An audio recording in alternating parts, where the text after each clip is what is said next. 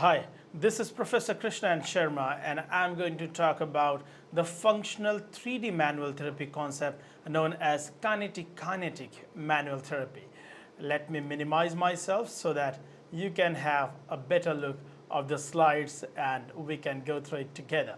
So, if I talk about the definition of KKMT, it is something that emphasizes on functionally regaining or modifying the arthrokinematics by facilitating homeostatic kinetic forces. Now, it might sound a bit alien to you, so let us break it down. Here are a few keywords that you might have seen, which is functional, arthrokinematics, and homeostatic kinetic forces.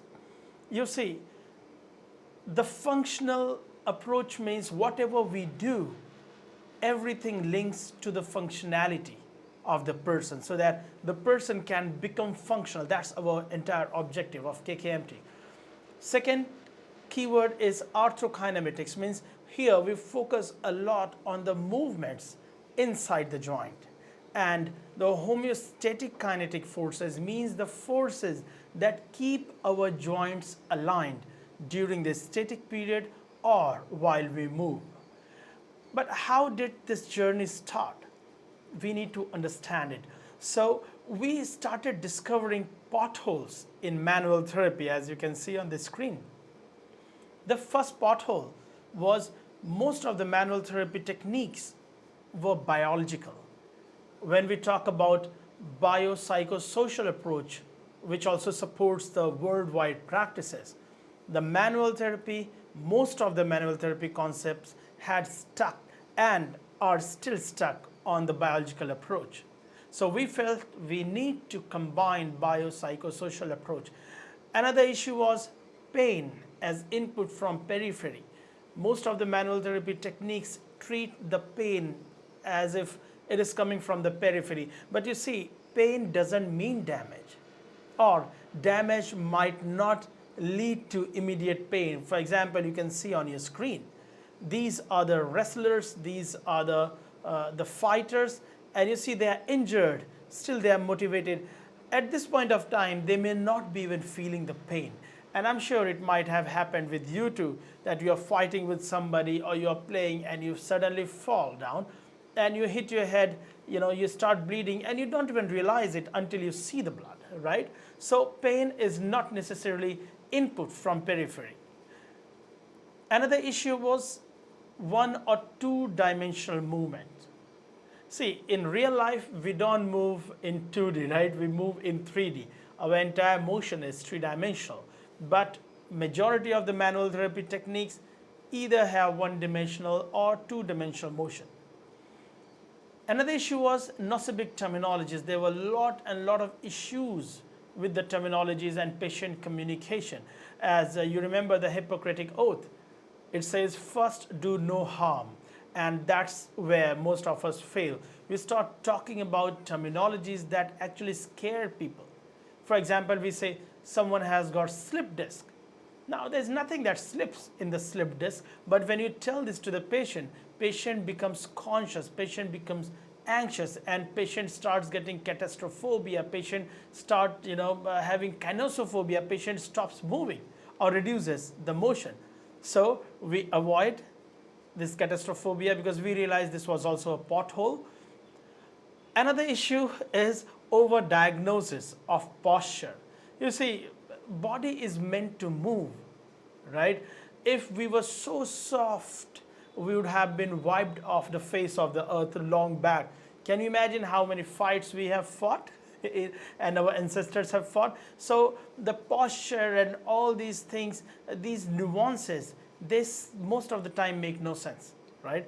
So I'm not saying that the posture may not lead to pain, but what I'm saying is not always, all right? So we need to stop over-diagnosing, and this was one of the issues we found. The asymmetry was also a big deal because most of the manual therapy concept treat body like bony blocks, like they are made up of blocks that it has to be symmetrical. You see, sometimes asymmetry also has its own advantages. For example, you can see Usain Bolt, his right leg is half inches shorter than his left leg. but he is the fastest runner. All right, so he has the asymmetry, but we necessarily don't need to treat that. All right, so we thought that we were over diagnosing and over relying on asymmetry. And another reason was that because when we check the asymmetry, we also check the joint motion, and we have very poor joint mobility assessment. For example, if we do some quantitative evaluation, couple of joints in our body, they actually literally move in millimeters, and there's no way you can exactly measure whether the mobility was less or more. It was stuck at one side and not stuck on another side. All right, if we talk about qualitative assessment, well, we do qualitative by Enfield, right? But these both have very poor inter-rater and intra-rater reliability. So we felt this was also a pothole. So in 2015, we started conceptually filling the potholes, and we came up with 3 principles of KKMT. The first principle is orthokinematic motion and homeostatic kinetic forces are essential for optimal and smooth osteokinematic motion.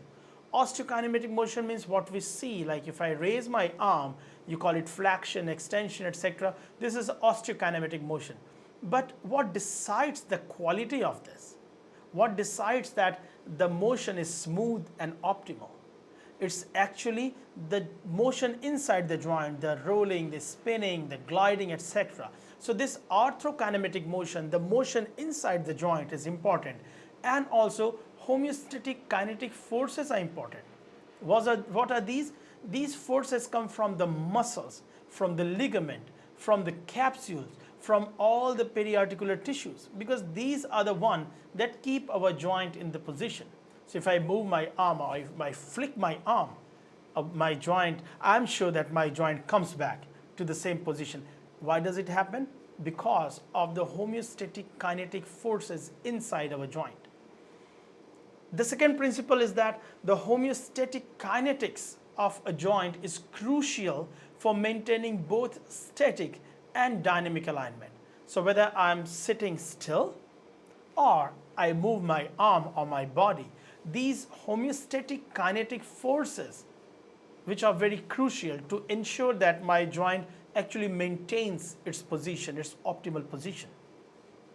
The third principle is limitation or restriction in the orthokinematic motion may be restored by facilitating homeostatic kinetic forces. So if we have some limitation in the movement or it's not moving well, then it could be because of the joint mobility, means the mobility inside the joint, as well as the forces working around our joint. So in that case, if we facilitate these homeostatic kinetic forces, the joint will start coming back into its position, or it will restore its motion. Now the question comes, how is KKMT different from other approaches? You see, we use biopsychosocial approach, which is missing in majority of manual therapy concepts.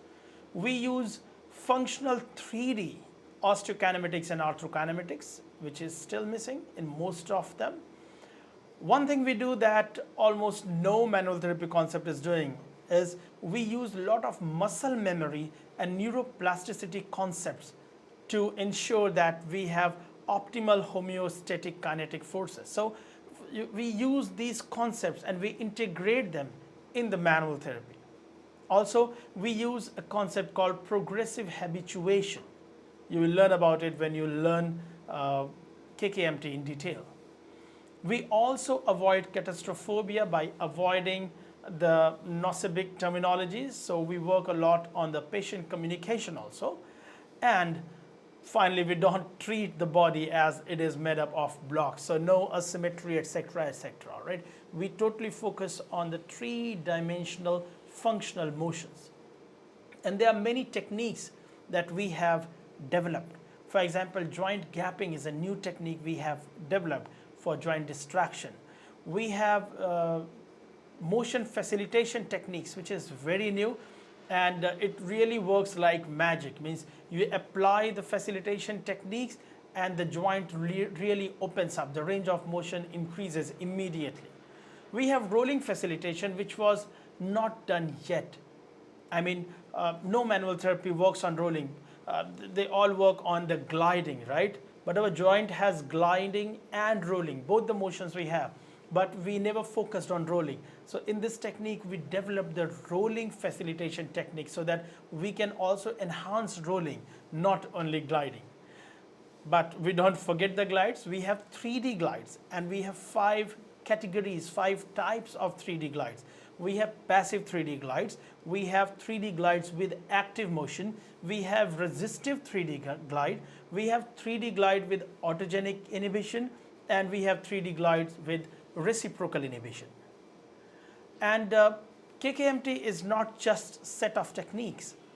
It's a complete protocol. It has a complete management protocol which goes from general routine assessment to functional assessment, patient counseling, then we identify the pain, the restrictions, then we do the joint conditioning, then we do muscle conditioning, and then we use the techniques like joint gapping and movement facilitation, rolling facilitation, 3D glides, etc. So we did all this and we started getting tremendous results. So we decided in 2015 to start disseminating it globally. And these were the first 2 students of mine I taught in 2015. Then in 2016, we taught the first batch of KKMT in Cameroon, West Africa. Then in 2016, we introduced KKMT in Sri Lanka. We talked about it in Sri Lanka. We talked about KKMT in Singapore. We talked about it in India.